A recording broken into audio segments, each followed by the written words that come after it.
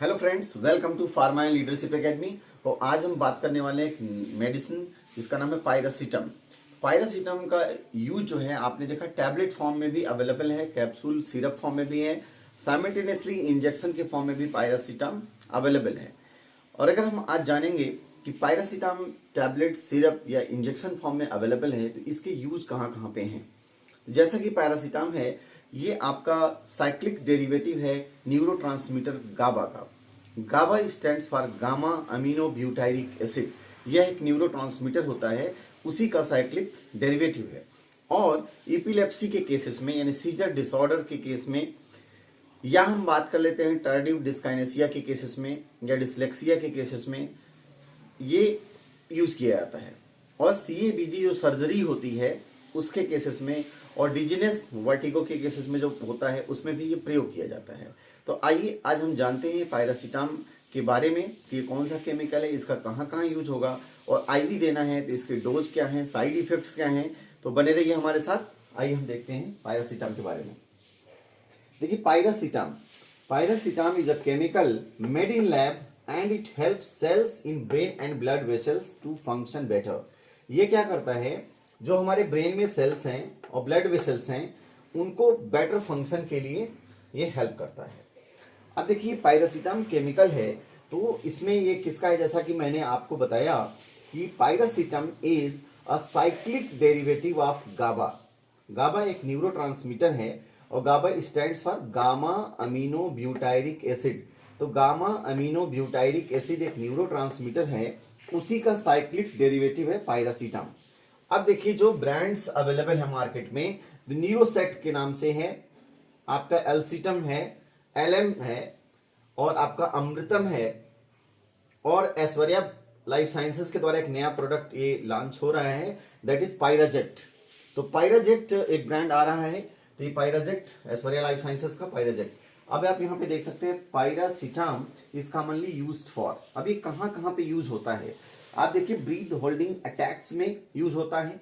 किसमें यूज होगा, breathe holding attacks में, सीजर डिसऑर्डर यानी इपिलेप्सी के केसेस में, डिजीनेस यानी वर्टिगो के केसेस में, और मूवमेंट डिसऑर्डर में इसका प्रयोग होता है। इसके अलावा डिमेंशिया के केस में, साइजोफ्रेनिया के केस में, सिकल सेल डिजीज के केस में भी इसका प्रयोग होता है। कुछ अलग अलग कंट्रीज में कहीं पर ये डाइटरी सप्लीमेंट के रूप में भी प्रयोग करते हैं, लेकिन यूएस एफडीए डाइटरी सप्लीमेंट के रूप में इसके यूज को सही नहीं मानती है। तो आप ये देख सकते हैं इनके यूजेज के, ये मैंने बताया। अब देखो यहाँ पे ना, जो आपका पायरासिटाम इंजेक्शन की हम बात करें तो पायरासिटाम इंजेक्शन जो है, piracetam injection improves blood flow to the heart. ये जो पायरासिटाम का इंजेक्शन देते हैं तो हार्ट में जो ब्लड फ्लो होता है उसको इंप्रूव करता है। अब देखिए हार्ट के ब्लड फ्लो इंप्रूव करने से क्या फायदा मिलेगा, यहाँ पे क्या है, जब सीएबीजी सर्जरी होती है, CABG stands for C for coronary artery bypass surgery. Coronary artery bypass surgery बोलते हैं, सीएबीजी सर्जरी बोलते हैं, अलग अलग और भी नाम इसके हैं, लेकिन आपको CAB surgery, coronary artery bypass surgery बोलते हैं। तो जब कोरोनरी आर्टरी बाईपास सर्जरी होनी होती है तो उस समय क्या होता है कि आपको जो ब्लड क्लॉटिंग का प्रोसेस है उसको स्लो करना होता है। तो ब्लड क्लॉटिंग के प्रोसेस को स्लो करने के लिए इन दैट सिचुएशन पायरासिटाम का इंजेक्शन दिया जाता है। तो देखिए piracetam injection improves blood flow to the heart during CABG surgery. Single dose में देंगे, आईवी रूट में देंगे। आईवी बोले तो इंट्रावेनस, यानी कि हम जो वेन्स दिखती हैं उसमें देंगे, इंट्रावेनस रूट। अब देखिए 12 ग्राम ओडी या फिर इसके जो है आते हैं, तो देखिए यहाँ पे 7 डेज तक देंगे।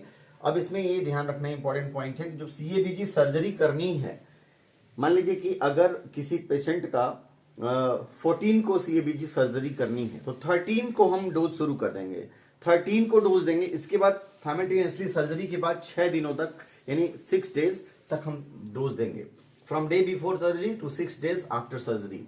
तो ये आपका पायरासिटाम इंजेक्शन का यूज होगा, ठीक है। इसके अलावा देखिए piracetam injection improve symptoms of tardive dyskinesia. अब देखो टार्डिव डिस्काइनेसिया क्या होता है, movement disorder often caused by antipsychotic drugs. जैसे एंटीसाइकोटिक ड्रग्स जब लिए जाते हैं तो तो उनके कारण मूवमेंट डिसऑर्डर होता है, उसी को हम बोलते हैं टार्डिव डिस्काइनेसिया। तो टार्डिव डिस्काइनेसिया के सिम्टम्स को इंप्रूव करने के लिए भी हम पायरासिटाम का इंजेक्शन देते हैं। इसके अलावा देखिए पायरासिटाम का जो इंजेक्शन है, पायरासिटाम इंजेक्शन आईवी रूट से decreases feeling of dizziness in people with vertigo.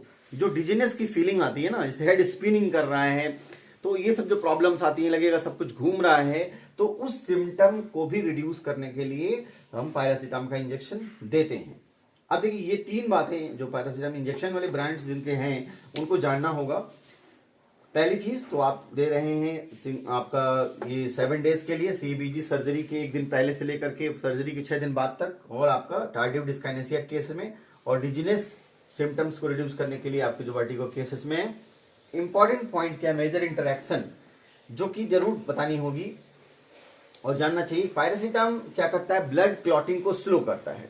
अब सपोज कीजिए ऐसी कोई ड्रग ली जा रही है जो ब्लड क्लॉटिंग को स्लो करता है, ब्लड क्लॉटिंग को स्लो करता है, तो अगर ऐसे में देखिए यहाँ पे पायरासिटाम माइट स्लो ब्लड क्लॉटिंग, ये ब्लड क्लॉटिंग को स्लो कर रहा है।